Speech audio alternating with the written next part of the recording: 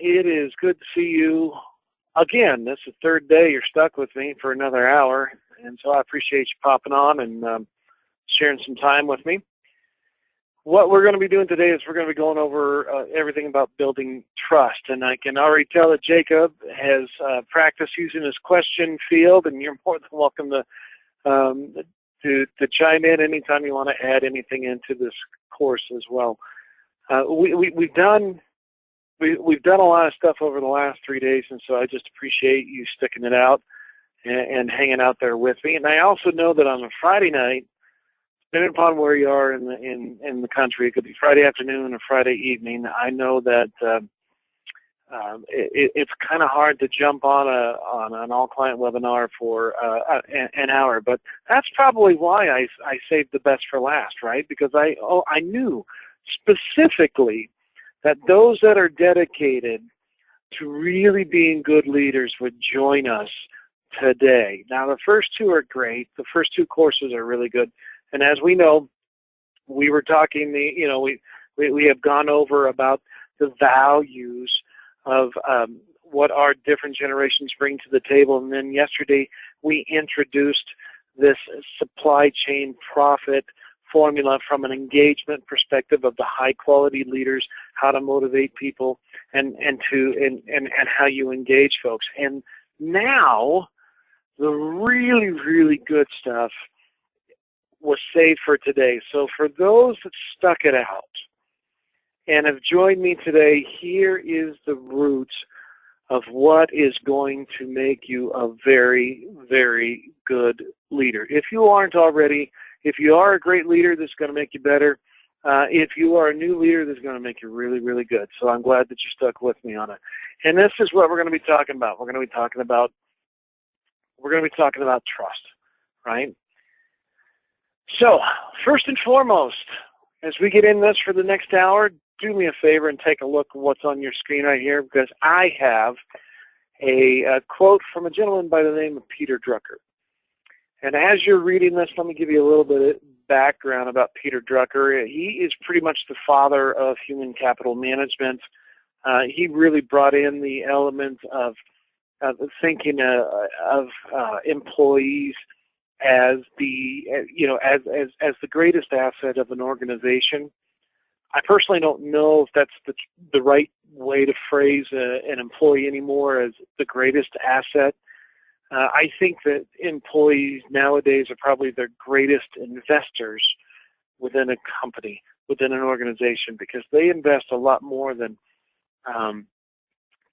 money back into a company. They invest their blood, sweat, tears, time, energy, and efforts. And so maybe it's a lot easier for them to say that if we start looking at employees as the best investors for an organization, I think it would be a good thing. But take a look at this on this slide here, and I think that this is all about trust. This, that understand what their job to make the team function. They accept responsibility. They don't sidestep it. They think about ways. This is what creates trust. And I'll tell you what, a leader doesn't have to have a title. I hope I explained that to you yesterday and shared that with you yesterday when we were talking about expert skills and reference skills. Those are your true leaders. Titles can be taken away from you. So anybody on the team can be an effective leader. It's just in this case, this is, we're talking about trust, right? And Harold Macmillan once said that a man who trusts nobody is apt to be the kind of man that nobody trusts, right? Trust is the key. Trust is the foundation of every successful relationship, be it personal or professional. In organizations today where teams have to work together, it's really imperative for employees to trust each other, right? Wouldn't you say so? And in a social context, trust is usually referenced when one individual or party is willing to rely on the words or actions of the other individual or party, and they don't have to be confident in the outcome. They just know that the person is going to do what it is they said they're going to do, right? So that's some of the things I want you to, I always tee off the course. For years, I've wanted to write a trust course. And during my schoolwork this year, I really found an article that I thought was huge that I've always wanted to build a class around, and that's why we're doing this today. So first and foremost, in your question field, and by the way, welcome to everybody that just joined us. In your question field, do me a favor. I would like to hear or see your definition of trust. What does trust mean to you? So on your question field, type in your definition of trust and we'll go from there, okay? While you're filling that out, let me share with you some thoughts real quickly while I start to get the definitions rolling in here. It's said that when an individual trusts somebody else, they tend to expose certain vulnerabilities to the person, believing that they will not take advantage of the person's openness, right? Individuals in any type of relationship, whether it's work or personal or friendship or marriage or whatever, tend to do just that. To feel the other person is trustworthy, there's an element of vulnerability in there. Most times, other emotions that go hand in hand with trust include agreement, peace of mind, comfort, and ease. And many a time with trust as the foundation of any relationship, one tends to predict what the other can do even without knowing much of the other person or without much knowledge of the situation. In other words, well, if you work together with somebody, you just kind of got to look at them. You know, have you ever been part of those teams that you kind of look and go, got it, right? You don't have to say I got it. You just give them that look. That's what trust does. I know that Todd, he's my right-hand man, he is, when he says he's going to do something, he's going to do it. I don't have to sit there and follow up. I know that he's going to do this, right? It's just one of those things. And you know that too. There's people on your team that you know that have the trust. Question is, do they have the trust in you? So, food for thought there, but as I've been babbling on there, I see some definitions of trust coming on the question field, and thank you very much. And let's take a look at them. Exactly. Margarita, you nailed on that. Belief, confidence, right? And then Teresa writes, when you know somebody does the best for everybody and not just oneself. Yeah, it's about the team, and sometimes that means taking one for the team, right? Good. Being reliable, having confidence and assurance, absolutely.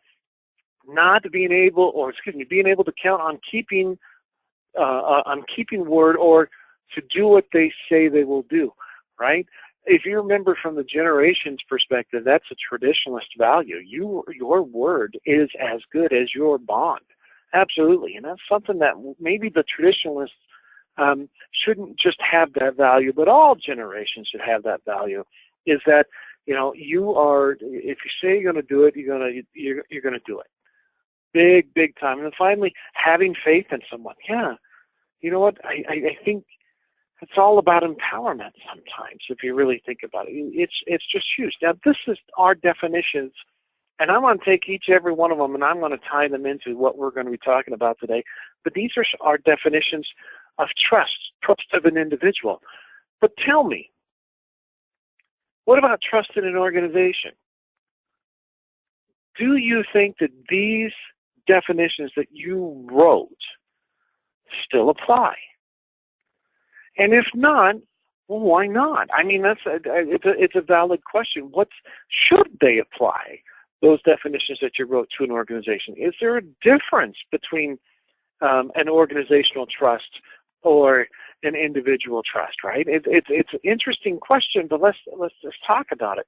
The whole dynamic about a trust-mistrust type relationship in an organization can really make or break the culture and bond within an organization.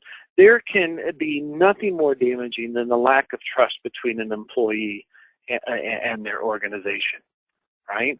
Lack of trust can create a hostile environment that can be toxic, so toxic to several people and other teams around them. So what does trust mean in an organization? Okay? So I'm going to add on to this because you're chiming in. Yeah, no, there shouldn't be any difference, right? Trust truly applies to an organization, and I absolutely agree with you on that, Margarita. And I want to add to it because there's this International Association of Business Communicators, the IABC, that defines trust in an organization as this, right? The organization's willingness, based upon its culture and communication behaviors in relationships and transactions, to be open and honest based on a belief that other teams are also open and honest and concerned and reliable and are in alignment with their goals and values. Meaning that they need to be just as much having faith in us as we need to have faith in them, right? So you're right. There's no difference. There shouldn't be any difference. Now take a look at what I have on my screen. Anybody ever read Stephen Covey, Speed of Trust? In this book, this is huge. From an organization, he describes trust existing in an organization as a confidence, right? And a lack of trust is suspicion in their people, their abilities and integrities and so on and so forth. So there's that lack of trust.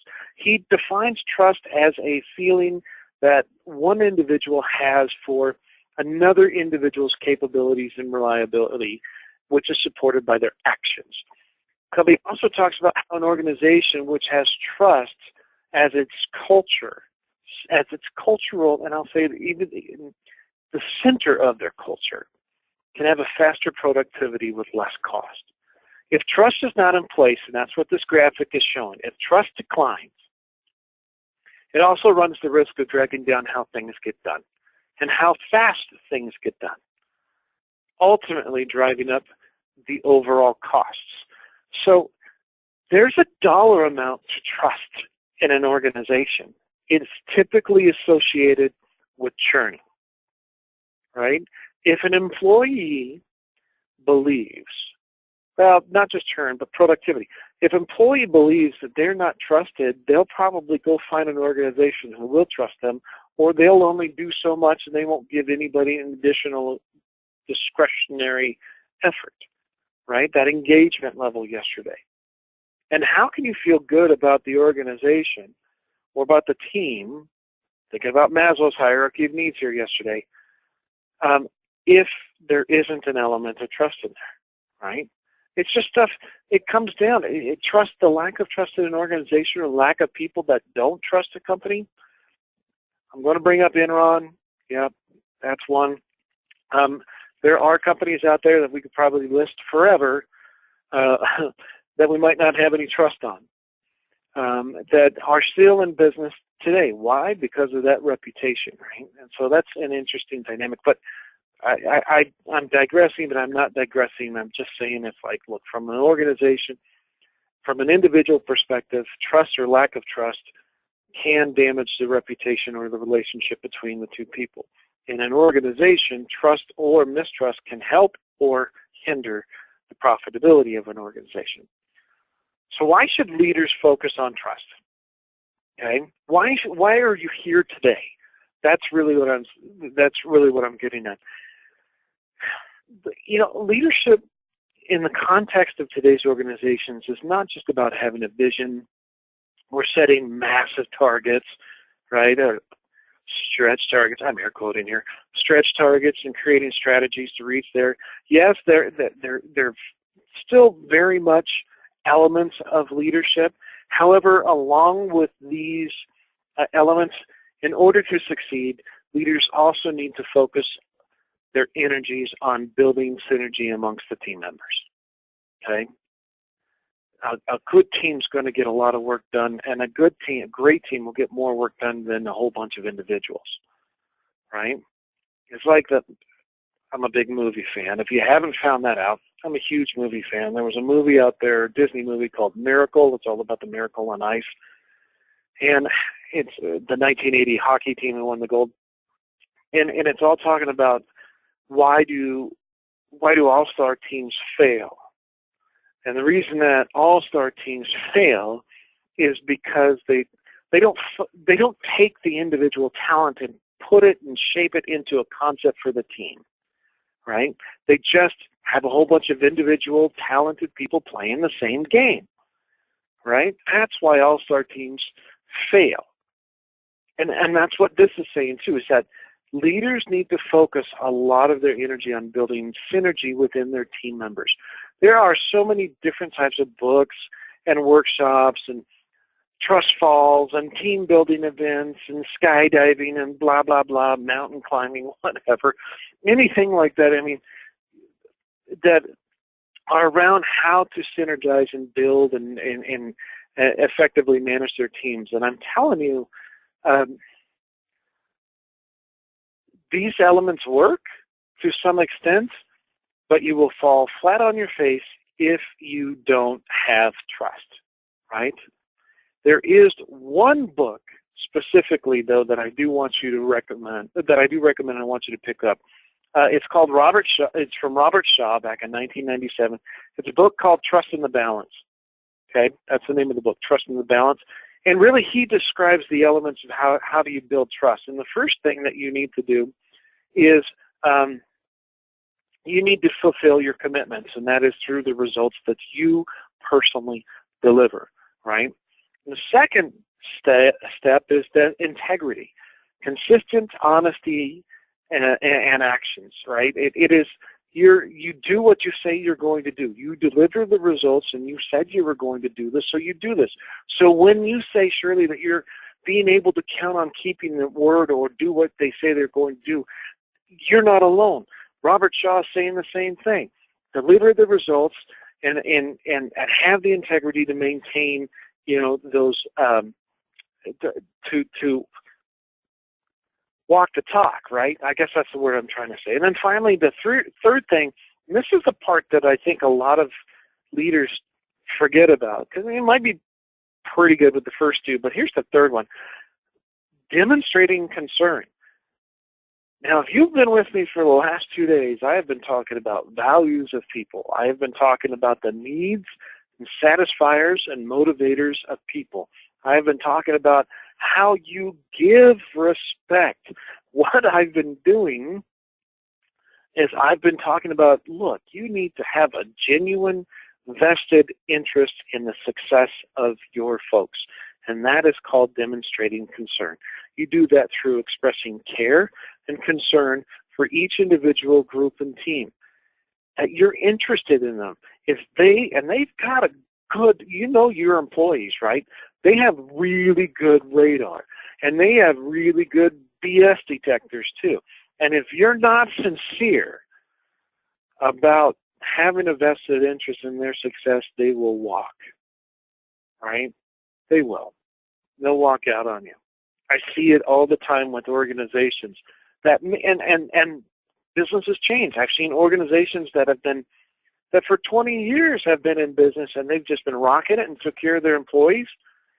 And then they grew up and things changed, and now they got it's not a business anymore, it's a corporation or, something to that extent.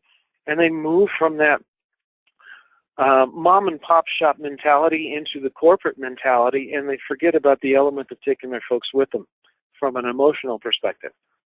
So they go, what the hell? That's what the employees do. What the hell? This isn't the same company I started with 20 years ago, 10 years ago, 15 years ago, right?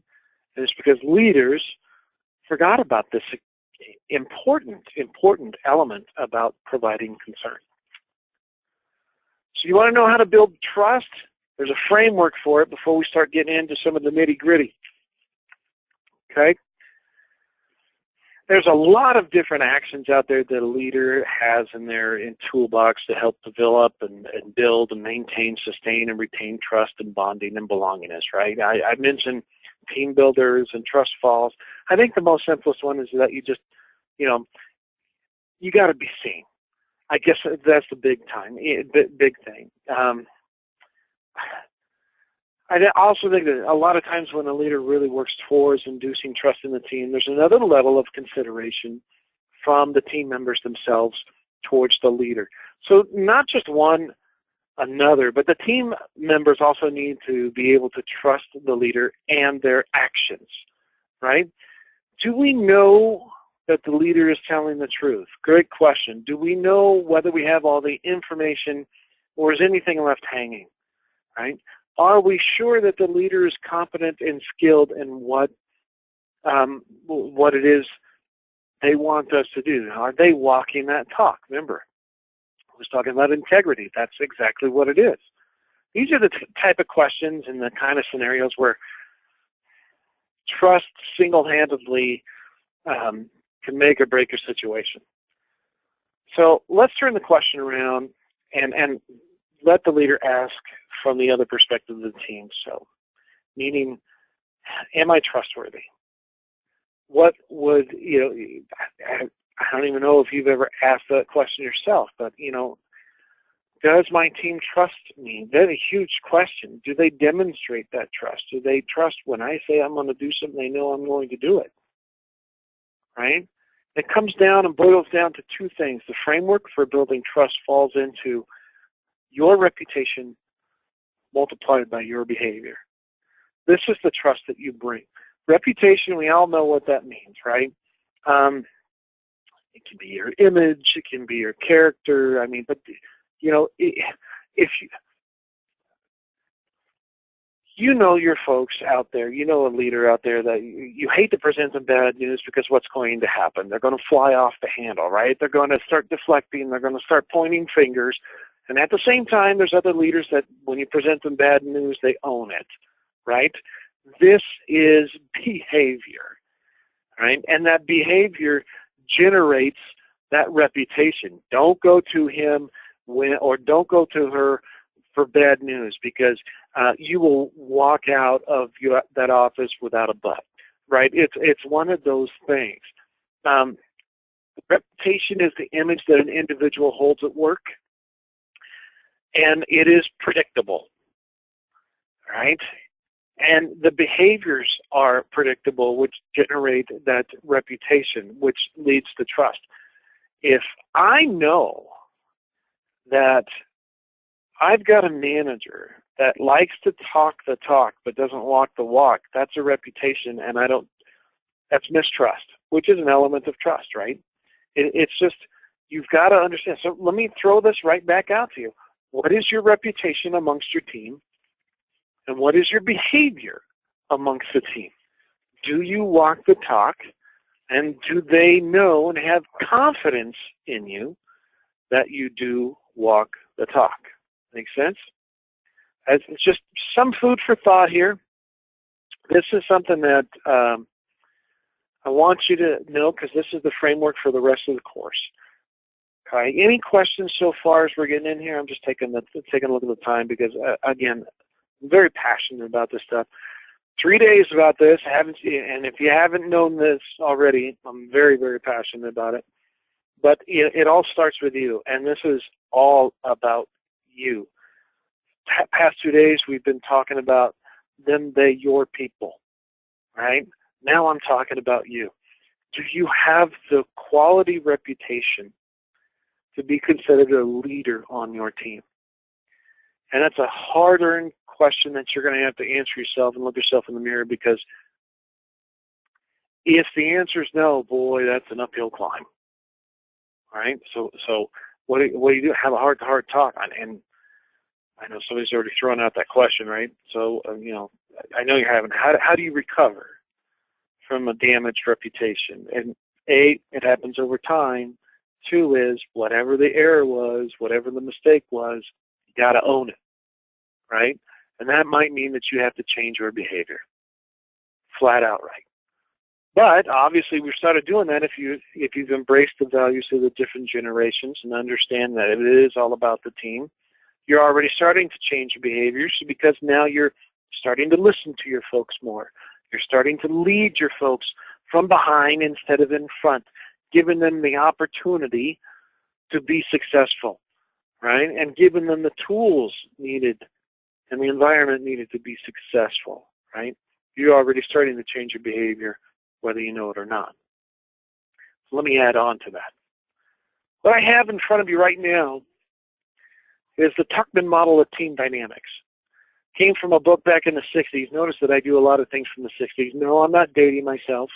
Although I am an Xer and I am born in the 60s, I think there was a lot of good stuff that was written back in the 60s, and one of them was this.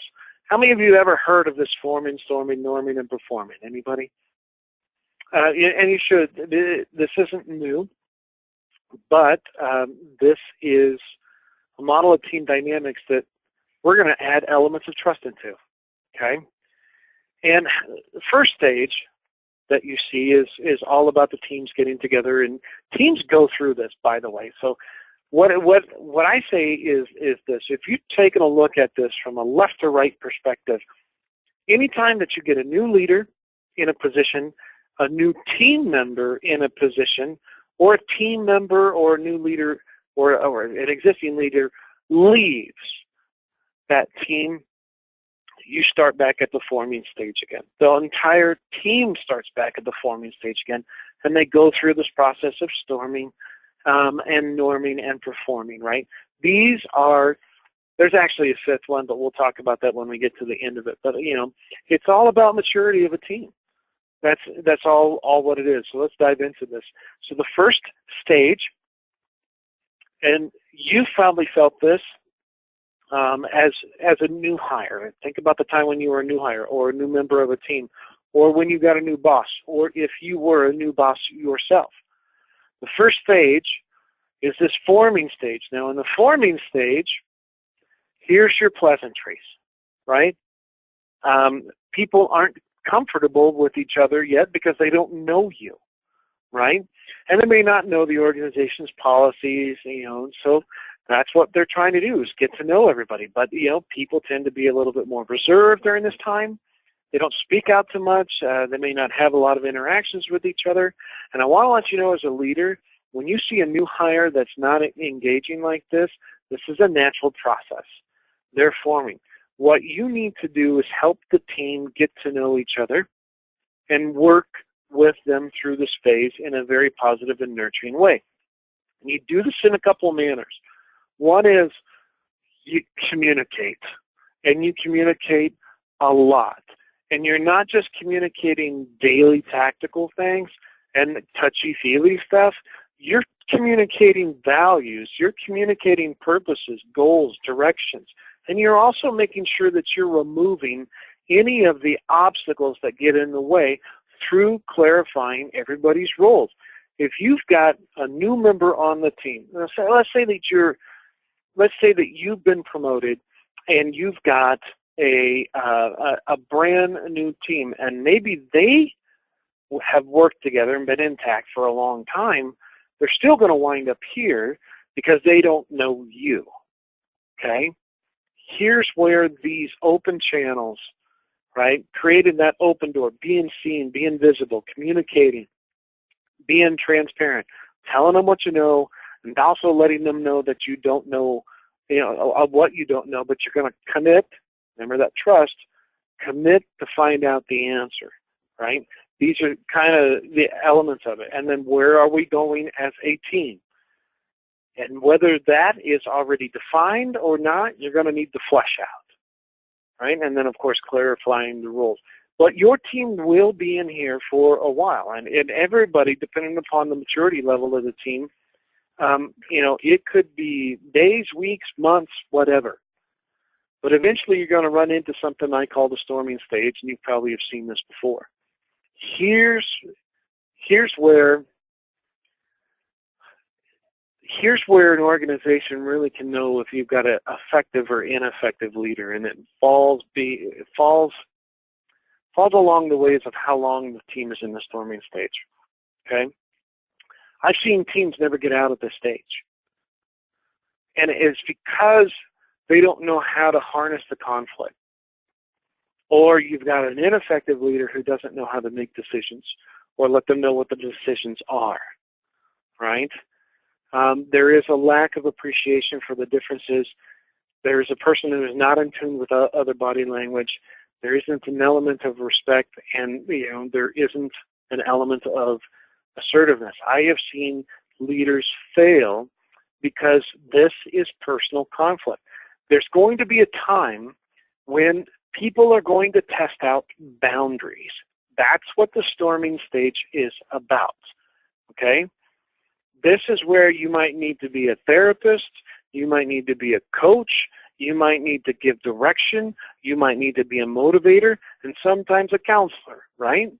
An effective leader will be able to easily identify this stage and the existing power struggles that may result as a team is in this stage. All right? To maintain trust, you're going to have to nip things in the bud. And this really is more coming about being assertive. We can't do this anymore. We're not going to go round and round again, just wind up where we started, right? Anybody ever had that type of conversation before? It's called a stopgap leader, and this is where the stopgap leader says, no, we're not going to do that, and here's why. All right? It's pulling the team out of the muck, all right, out of the hole and out of the funk that they're in, all right? And it's harnessing those conflicts, but it's also making sure that they understand the decision-making process.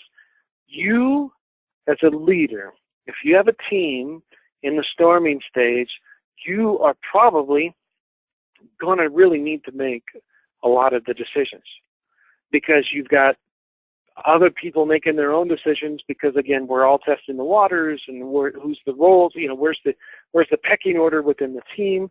All right, I got a new boss, but, he doesn't really know what I do, blah, blah, blah, all this kind of stuff like that. So I'm just going to do my own thing and the like, right? We've probably either said this ourselves or we've done this ourselves. And it's like the leader goes, no, no, no, and hell no, right? We're not going to do, and here is why, right? And when you communicate the decisions and you don't articulate the why, what do you think is going to be the first thing out of their mouth? Why are we doing this? So nip that in the bud, right? You don't have to answer another question by saying, here's the decision I made and here's why we did it. Or here's the decision that's coming down. And if it sucks, it sucks. We know that, and there has been some unpopular decisions in organizations, right? We've all been part of that. But that's the drive. That's the organization. This is what we got to do. And then sometimes we need to say how high, and there's sometimes we need to challenge why.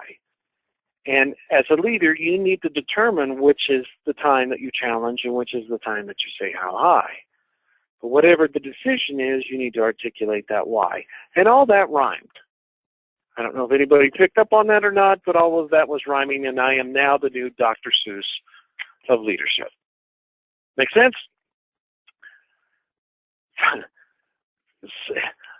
Take a look at the fourth one down. Watch the body language. Sometimes we get so wrapped up in the daily tasks that we forget to look and assess to see how people are doing. And they're going to wear their emotions on their shoulders. A lot of times, a lot of people do. You're going to see the fatigue in the face.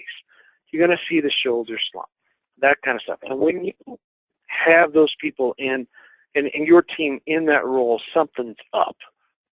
Something is tremendously up, and you need to be aware of it. So you got to be sensitive to nonverbal communication, right? You can't just kind of manage by being out in a desk. Remember I said yesterday, you need to be visible because you're looking for signs like this. If you want to get people out of this stage, you need to diagnose correctly, okay? Finally, with the assertive, there are some leaders out there, and you might be one of them, and we have a conflict course to help you with this, but I'll be honest with you, there are people out there that are conflict averse, right? As soon as they realize they're in conflict, they either go right into the avoiding stage, right? Or they go right into the accommodation stage. And there are some times in which I need you to be competitive. I need you to understand that, you need to be a little bit more assertive. Don't be afraid to tell somebody no tactfully in this stage, but then explain why. Again, it comes back to that, right? It's just something that you need to think about. This stage in team's evolution can can be very emotional, and like I said earlier, some teams don't even get out of it, right? That's a sign of a bad leader. Because really what you want to do is you really want to start getting your team into the norming stage. And a good leader knows that the team has to go through this norming stage in order to get to the norming stage, and they find ways to do it. All the ways to get them out is down underneath storming. Now, how do you maintain norming? And that's the key parts here. Leaders need to continue to find opportunities to sustain and transition trust by encouraging and recognizing both the individual and the group's achievements. Okay? They need to do this through a couple ways. The first one is communicate, right? And now we get the best way to communicate is through regular meetings, face-to-face, one-on-one, something like that. So everybody knows what everybody's doing, right? Now, it doesn't have to be every single week for 1 hour a week. It just means regular. So I don't know if you've ever been like me, but I have been parts of organizations in which I have specifically seen a 1 hour weekly team meeting about nothing because it was on the calendar, right? And that's a regular meeting, but that's not a very productive meeting, right? A productive meeting means that you're actually talking, communicating, and you're sharing information, new information that other people may not know is going on, and they may have an impact on, or they may have a contribution to. Yeah, this is called a productive meeting, and I know that there are team meetings out there every single week that aren't very productive. So as a leader, if you get the sense of that, don't have the meeting. Sometimes a meeting every other week is more productive than a meeting every week, right? Depends upon the content and how you do it. But all I'm saying is you've got to have the regular conversation, whether it's one-on-ones, team meetings, whatever. And you also need to understand what makes everybody tick. Now, 2 days we've been talking about this. Values fly into this category here of understanding others, right? Generational values. But also, how does the team want to be motivated? How does the individual like to be recognized, energized, jazzed, juiced, deflated, whatever? If you don't know those questions, then you'll never be able to adapt the style of leadership to your folks. You need to know your audience if you want them to perform, right? It's just something that you need to do. And then finally, I have been parts of teams that I would just like to know where we're going. Anybody else? Anybody else been part of that? That, you know, it's like, I'll follow you. Just please tell me where we're going, please, right? I can't be a productive team if I'm not willing to share progress of where we're going and measurable progress so they can see that their work means something, right? And if it's not meaning something, why are you doing it? I guess that's the crazy thing, but call me a maverick, but that's one of the questions that I would probably ask is that if it's not showing value, if they're not making any progress, then why are we doing it? Because I said so? Well, then now you got a legitimate title going on there. People are doing heavy-handed, and that stuff can be taken away from you. That is not what you do, all right? Share your progress. Talk and communicate, because what you want to do is you want to drive your team to this stage. And this stage is the performing stage, right? So in here, your team is unconsciously confident. They don't even think about doing it. They just do it. And they know where everybody's roles are in it, right? So how do you maintain or move people into this? You still communicate. Notice that there is no difference in communication on the 4 stages. It's just what are you communicating that changes, right? Many a time the leader tends to think that everything's in place and they can actually relax. That's when communication fails. It's true that a leader may not need to direct as often, but they still need to ensure that the channels of communication stay open back and forth and perform and flow seamlessly, right? There's also an element of ownership now and that's really the difference between norming and performing, is that the team owns the project, owns the account, the end results, right? But you can't do that if you're not sharing the progress, right? It's just one of those things. And a leader needs to sometimes back off. You can't direct anymore with a performing team because that's called micromanaging. This is where you start to delegate and celebrate the successes of your folks. Again, when you win, right? It's some of the things that you need to think about and let them know that we're winning. Because the boomers really like winning, right? That's one of the things. I will let you know on this slide, conflict happens in the storming stage, and conflict happens also in the performing stage. The difference between the two is the storming stage conflict is personal. It is personal attacks, that type of stuff. The type of conflict that happens in the performing stage is disagreements on how we should approach things, how we should tackle it, the brainstorming side of things, the productive and healthy types of conflict, in which I can respectfully look at whomever and say, I don't agree with you on this, and here's why. And the other person doesn't take it personally. Now, these four, every one of your teams does this. You have been in these stages in your teams, and we constantly do this. And when a team member leaves, particularly a leader, there's a fifth stage. I don't have it on here, but I'm going to tell you about it. It's called adjourning, right? Some people call it mourning. That's really what it is. If you've ever been part of a high-performing, intact team, and your boss leaves, a heck of a leader, there's a gap there. There's also grief and loss.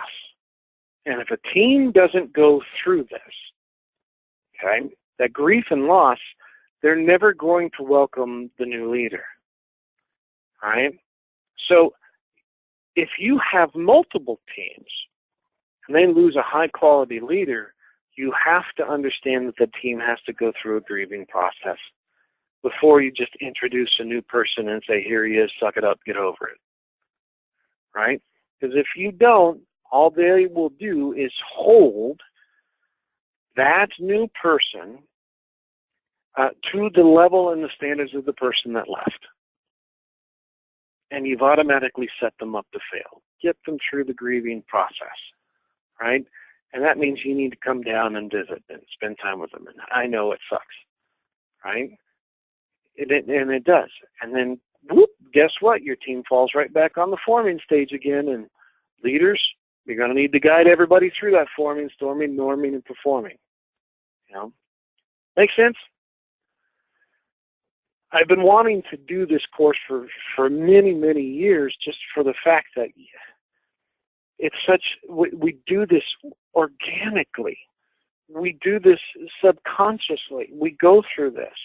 And I just want to help people get unstuck, because I will guarantee you, if you are a manager that is conflict adverse, your team will never perform well. Sorry, they won't, because they're stuck in the storming stage. And it's like, you've got to find a way to just, tighten your belt strap, get in there and say, we're not going to do this. This all makes sense. I know I've kind of been babbling 45 minutes now. Anybody have any questions? If you're chiming the questions there, you're more than welcome to, but it's something that I want to think about. Your reputation, your behavior will set you up to fail or set you up to be successful. Your reputation and your behavior will determine how fast your team will move from the forming stage to the performing stage. And you know what? Even if you never get to the performing stage, at least get to the norming stage, right? Worst thing you can do is lose good quality people because you got stuck. It's not the coolest way to do things, and it's very not. It's not very healthy. I guess that would be the big thing. You know what makes this even more challenging? Virtual teams. You know, when you got teams that don't even meet each other for a long time or once a year or something like that, leaders are challenged because guess what? Trust plays even more of a critical role to keep the teams emotionally bonded and consistently productive. You know, and with a lower amount of interpersonal conflicts and problems, right? So that means you've got to find a different way to play the game. You still have to communicate, though. But how do you communicate on a remote team is going to be different than how do you communicate on a face-to-face. How do you pick up on those nonverbal cues on a remote team?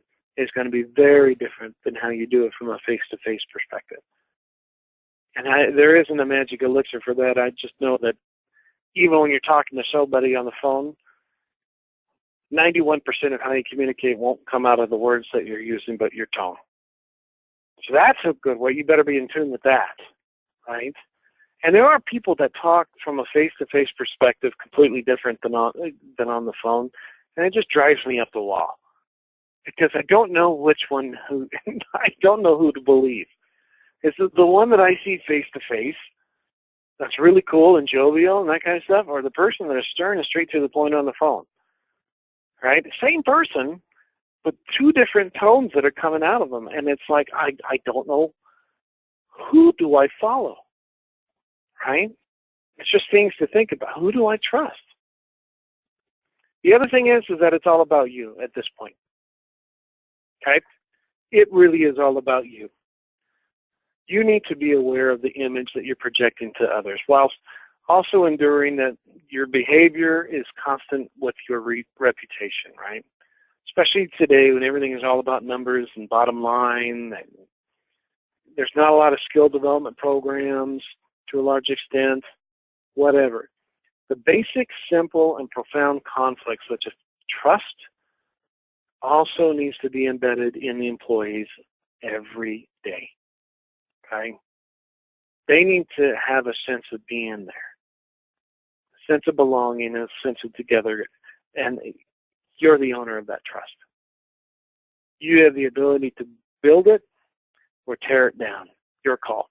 And because of that, every leader needs to choose to consciously work on techniques and actions to leverage the team at each stage and help them build, sustain, maintain, and spread that sense of trust. And I will tell you, diagnose it correctly. This is my last message before I let you go, and I'll probably let you go a couple minutes early, right? Here's the thing. Oh, I think I'm going to take my team out to go mountain climbing as a team builder. I've seen people do this, and I've seen intact teams do this, and nobody ever asked the team. Right? I just want to let you know, maybe, although that's kind of neat, or zip lining or something, whitewater rafting, parachuting, whatever. I've seen a lot of people that use it. Make sure you sign a waiver. All that kind of stuff. Is it really the element of the team building that the team wants?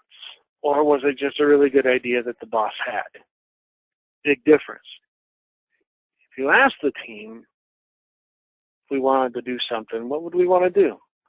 Go out and have a beer, right? Or a margarita or whatever. You know, yeah, I know there's liabilities there too. But you know where I'm coming. Sometimes we just want to break bread as opposed to being lowered halfway down a cliff facing and being challenged on how to climb up together. I don't even want to do that. That would scare the snot out of me. That's not something that I want to do as a team builder. I mean, it's a great idea at the time, but good Lord, right? So it's just, you've got to know your audience, and if you're not sure, if you ever think about a great team building event, why don't you ask them? They'll probably give you 1, 2, 3, 8, 10, depending upon how many people you have. Great ideas. It's all is up to you. Makes sense? And it begins with you. Thoughts, views, concerns, rude remarks. Now's your time to forever hold your peace. You can use your question field if you want to have any questions. I do, it's a little bit shorter than some of the other courses. And because when we do this in a 2-hour version. We've got activities that we do, and we do interesting stuff like that. And you can't really do activities over the webinar, right? But I hope you got something out of this today, right? This is a nugget about you. Your team's going to go through that. They're going to go through these stages. And productivity is going to decline before it improves. I will tell you honestly, let me go back and I'll show you. Productivity will decline through these stages. But I will tell you underneath norming and performing, your productivity will be much higher than forming and storming. And are you prepared to handle that, right? So, that's your challenge, folks. Here endeth the lesson. I do appreciate you spending 3 consecutive days with me. That's pretty good for all of us here. I know that you've got a lot of things to do, and so when you dedicate 3 hours of your time with us, I hope you got something out of it. You all are amazing. You can reach out to us anytime you want to. If you do want a certificate of today's webinar, well, Mr. Gurley, who's right next to me, is the gentleman to be able to get you out those certificates. I do appreciate your time. Feel free to reach out to us anytime you want to, or your relationship managers, or your PECs, your sales folks, right? We're here to help out any way we can, and we're here to get you to think. Because again, just like I said 3 days ago or 2 days ago, you can't really act if you don't think first. So until then, we'll see you around. Okay, have yourself a great day. Don't forget there will be a survey at the end of this, immediately following this presentation. Tell us how we did, good, bad, and ugly. We've got thick skin here. Okay, take care. Have a great evening, and let me know how this works out for you. I'd like to hear your progress on these 3. Thanks. Take care. Bye-bye.